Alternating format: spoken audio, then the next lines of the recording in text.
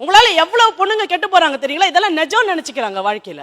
எவ்வளவு பேரு நீங்க கேட்டீங்க 7 வயது பொண்ணை பலாத்காரம் செய்ததை காட்டியிருக்கிறீர்களான்னு. ஏன் ஒரு சினிமால 2 ஸ்கூல் பொண்ணுங்களை கடத்திட்டு போய் சீனை பச்சையா சொல்றேன், உங்களுக்கு புரியலனாக்க பின்னாடி சட்டையை கிழிச்சிட்டு காம்பஸால கீறான் சார். அதை காட்டுறீங்க, நீங்க ஏன் காட்டுறீங்கன்னு தான் நான் கேட்கிறேன். ஏன் உங்களுடைய மனைவி மக்களோட எல்லாம் நீங்க படம் பார்க்கறதே கிடையாது? எங்க ஃபேமிலியை நாங்க சீன்லயே காட்ட மாட்டோம், ஃபங்க்ஷனுக்கு கூட கூட்டு வர மாட்டீங்க, அப்படிதானே? அப்ப மத்தவங்க வீடெல்லாம் என்ன திறந்து வச்சிருக்கா, நீங்க நுழைஞ்சு என்ன வேணா ஆக்கிரமம் பண்றதுக்கு? எங்களுடைய அணியின் வாதம் என்னவென்றால், நல்ல படம் எடுத்தா மக்கள் பார்க்கலன்றீங்க, படமே எடுக்காதீங்க, அதுதானே, சிம்பிள் தானே. எப்படியாவது என்ன எவனா கவனிக்கணும்னு எதனா பண்ணுவீங்களா? I will be famous if not famous notorious என்று ஆங்கிலத்தில் ஒரு பழமொழி உண்டு. அந்த மாதிரி நான் நல்ல படம் எடுப்பேன், பார்க்கலையா கெட்ட படம் எடுத்துருவேன். எப்படி அது? நல்ல படம் எடுத்து எல்லா நேரத்திலையும் அது ஜெயிச்சிருக்கு. ஆனா நீங்க தான் தேசிய படம் எடுத்தாலும் சரி, எந்த படம் எடுத்தாலும் சரி, உங்களுக்கு கடைசியில சேர வேண்டியது என்னன்னா, உங்க கல்லா கட்டுறீங்களா கரெக்டான்னு பாக்குறீங்க. இது ஒரு வியாபாரம் தானே. சரி, வியாபாரத்தை செஞ்சுட்டு உனக்கு எதுக்கு நேஷனல் அவார்டு? நான் கேட்கிறேன், உனக்கு எதுக்கு நேஷனல் அவார்டு? சார் 1000 டாக்டர் இருக்கிறாங்க சார், 1000 வக்கீல் இருக்கிறாங்க சார், 1000 தொழிலாளிகள் இருக்காங்க. அவங்களுக்கு எல்லாம் இல்லாத அவார்டு உங்களுக்கு ஸ்பெஷலா ஒரு நாள் எதுக்கு? இந்த சமூகத்திலே நல்ல விஷயங்களை கொண்டு போய் விதைக்க வேண்டும். எம்எஸ் அம்மா மீராவா நடிச்சாங்க, மீனாமா இருக்கிறதுனால சொல்றேன். அதுக்கப்புறம் யாரும் அவங்கள எம்எஸ் அம்மானே ஒத்துக்கல சார், எல்லாரும் மீரான்றாங்க அவங்கள. ஏன்னா நம்ம ஜனங்க நம்புறாங்க சார் உங்களை. அந்த நம்பிக்கைக்கு துரோகம் செய்யாதீங்கன்னு தான் நான் கேட்கிறேன் உங்ககிட்ட. அட விடுங்க சார், பெரிய ஒரு அம்மா சீதையா வந்துச்சு, அதுக்கப்புறம் ஏதோ ஒரு படத்துல டான்ஸ் ஆடிச்சு, ஜனம் கல் எடுத்து அடிச்சிட்டாங்க. சீதை டான்ஸ் எல்லாம் ஆடக்கூடாது நீங்க.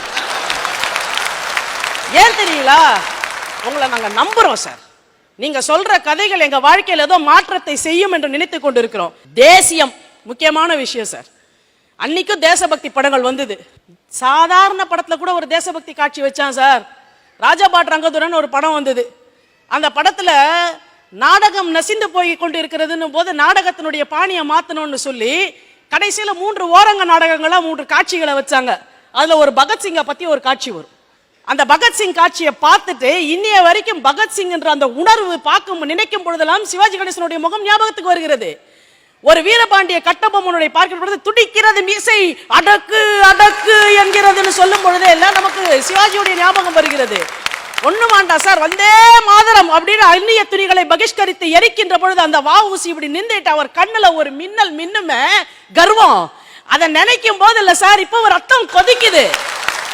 ஆனா ஒரு பம்பாயில நெருப்பு எரியறது நிக்கணும்னா கூட அந்த அரபிக் கேஜிலரம் அல்கை கண்டே நெய் சத்தம் உங்களுக்கு படம் ஓடும். என்னங்க யாரை ஏமாத்துறீங்க?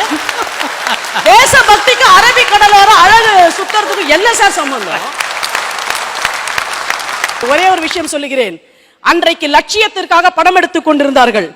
நீதிக்கு தலைவணங்கு, நல்லவன் வாழ்வான், உரிமை குரல், பாச மலர், பச்சை விளக்கு. இன்னைக்கு திருப்பாச்சி, பில்லா, திமிரு. அன்னைக்கு கூட தான் கணவனே கண்கண்ட தெய்வம், மணாளனே மங்கையின் பாக்கியம் வச்சு இப்ப மனைவி சொல்லே மந்திரம், பொண்டாட்டி ராஜ்யம் வந்துட்டு. அதனால தான் நான் அந்த பேர்ல சொல்லல.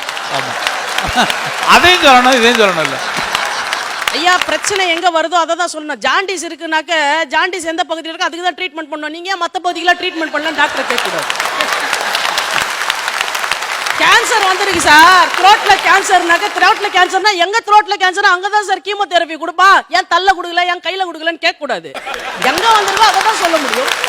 அன்றைக்கு லட்சியங்களுக்காக படம் எடுத்தார்கள், இன்றைக்கு நீங்கள் லட்சங்களுக்காக படம் எடுத்துக் கொண்டிருக்கிறீர்கள். அன்றைக்கு கொடியை காப்பதற்காக படம் எடுத்தார்கள், இன்றைக்கு நீங்கள் கோடிகளை காப்பாற்றிக் கொள்வதற்காக படம் எடுத்துக் கொண்டிருக்கிறீர்கள். ஆனால் மறந்து விடாதீர்கள், இறுதி யாத்திரையில் போற்றப்படக்கூடிய கோடி துணி நம் மீது விழுகின்ற பொழுது உங்களுடைய கோடிகள் ஒரு பொழுதும் உங்கள் பின்னால் வராது.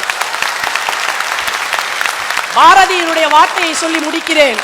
நீங்கள் எல்லோரும் படித்தவர்கள், எதுவுமே தெரியாம திரைப்படத்திற்கு வந்தால் கூட நாங்கள் படிக்காத பாமரர்கள்னு நீங்க சொல்ல முடியாது. உங்க துறையை நீங்கள் நன்கு கற்றறிந்திருக்கவில்லை என்றால் அந்த துறையில் நீங்கள் மிரள முடியாது. பாரதியினுடைய ஒரு வார்த்தையை சொல்லுகிறேன். படித்தவன் சூதும் வாதும் பண்ணினால் போவான் போவான் ஐயோ என்று போவான்.